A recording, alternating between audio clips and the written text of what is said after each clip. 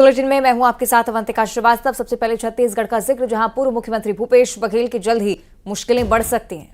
केंद्रीय जांच agency ED द्वारा महादेव सट्टा ऐप से जुड़े मामले में भूपेश बघेल को पूछताछ के लिए बुलाया जा सकता है। महादेव ऐप से जुड़े मामले में जांच एजेंसी ने हाल ही में एक सप्लीमेंट्री चार्जशीट दायर की थी और उस सप्लीमेंट्री चार्जशीट में कई जगहों पर भूपेश बघेल का नाम है। महादेव सट्टा ऐप मामले के मुख्य आरोपियों में से एक असीम दास ने यह दावा किया है कि विधानसभा चुनाव के दौरान कांग्रेस नेता और पूर्व सीएम भूपेश बघेल को 508 करोड़ रुपए भी दिए गए थे। ईडी ने 5 आरोपी के खिलाफ चार्जशीट दायर की है। इसमें शुभम सोनी, अमित कुमार अग्रवाल, रोहित गुलाटी, भीम सिंह, असीम दास के नाम शामिल हैं। और अब इस खबर के आने के साथ ही आप ये समझ सकते हैं कि पूर्व मुख्यमंत्री भूपेश बघेल मुश्किल के घेरे में। हो सकता है कि आगे कार्रवाई हो। महादेव सट्टा ऐप जिसे लेकर पहले भी मुश्किलों में देखे गए हैं भूपेश बघेल, और इसी मामले को लेकर एक बार फिर से जानकारी।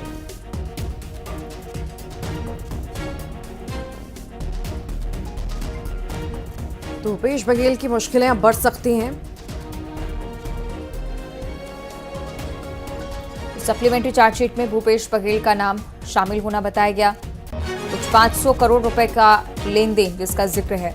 भूपेश बघेल को चुनाव के समय ये राशि दी गई है, ये जानकारी जरूर सामने आई है।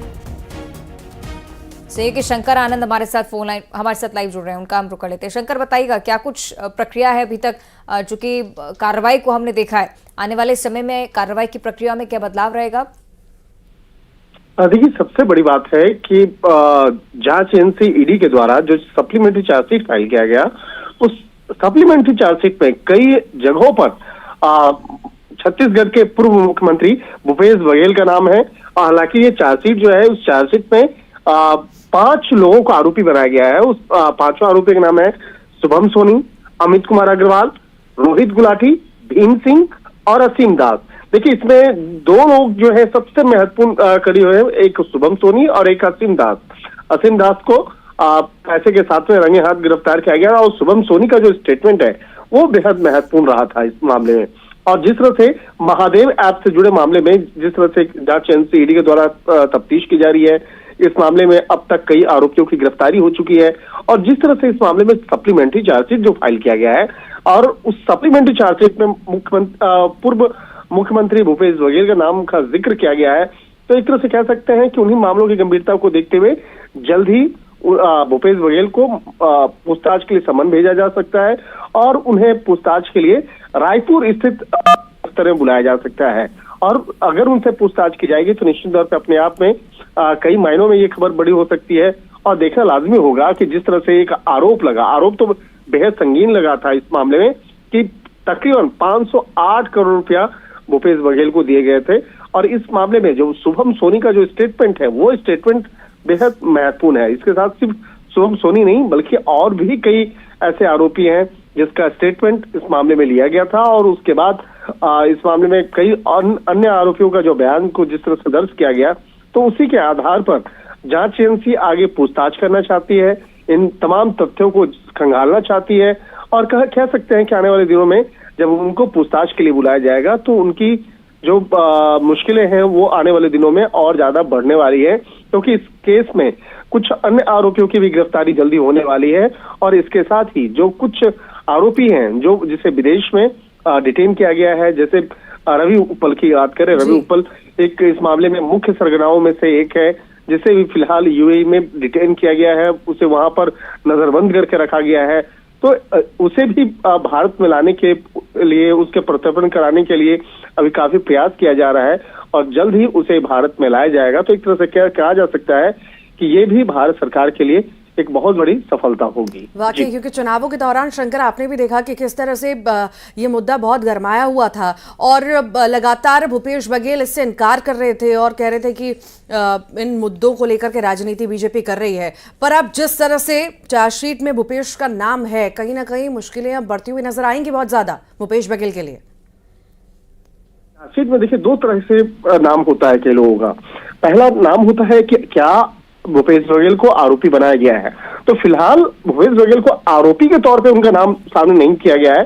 जो चार्जशीट फाइल किया गया है, ये सप्लीमेंट्री जो चार्जशीट फाइल किया गया है, इसमें अभी सिर्फ 5 आरोपियों को आरोपी बनाया गया है, लेकिन भूपेश बघेल का नाम का जिक्र इस तरह से किया गया है कि कहीं न कहीं उन पर भी जो सवाल उठता हुआ नजर आ रहा है। हालांकि 3 नवंबर को, पिछले साल 3 नवंबर को जांच एजेंसी ईडी के द्वारा जो चार्जशीट एक प्रेस नोट जो है वो जारी किया गया था, और उसी प्रेस नोट में इस बात का जिक्र था कि किस तरह से पैसों का लेन देन हुआ है। तो एक तरह से ईडी का जो वो प्रेस नोट था वो सबसे महत्वपूर्ण साबित हो सकता है, क्योंकि उस वक्त तक ये चीजें साफ हो चुकी थी कि मुख्यमंत्री भूपेश बघेल का नाम आना और इस महादेव ऐप को जिस तरह से कई लोगों के द्वारा जिस तरह से संरक्षण प्रदान किया गया था, बयानों को लेकर के लग रहा था कि कहीं ना कहीं इसमें बदलाव देखे जा सकते हैं, या हो सकता है कि बयानों से पलटा जा सके, पर ऐसा अब नजर नहीं आ रहा। कायम है और कायम रहेंगे। देखिए, उस मामले में कुछ आरोपियों के साथ में किस तरह से साजिश रची गई कि पहला स्टेटमेंट दिलाना है, और इस स्टेटमेंट अगर देता है, जब दिया गया तो उसके बाद उसे प्रभावित करने का प्रयास किया गया, और वो उस मामले का भी जिक्र किया गया है उस सप्लीमेंट्री चार्जशीट में। तो एक तरह से कह सकते हैं कि उस सप्लीमेंट्री चार्जशीट में कई ऐसे महत्वपूर्ण खुलासे हैं जिस पर आगे आने वाले दिनों में कार्रवाई होने वाली है। तो एक तरह से कह सकते हैं कि उन्हीं तमाम स्टेटमेंट के आधार पर, तमाम अब तक इस मामले में जितने सबूतों को इकट्ठा किया गया है, इस मामले में काफी फॉरेंसिक एविडेंस को इकट्ठा किया गया है, जिसके आधार पर जल्द ही छत्तीसगढ़ के जांच पड़ताल होगी। और शंकर, अगर ये आरोप सही सिद्ध हुए तो कहीं ना कहीं मतलब ये सिद्ध हुए कि चुनावों में भी इन पैसों का इस्तेमाल किया गया, तो बहुत ज्यादा मुश्किलें भूपेश बघेल की बढ़ सकती हैं, फिर शायद कोई नहीं बचा पाएगा। बहुत शुक्रिया फिलहाल शंकर।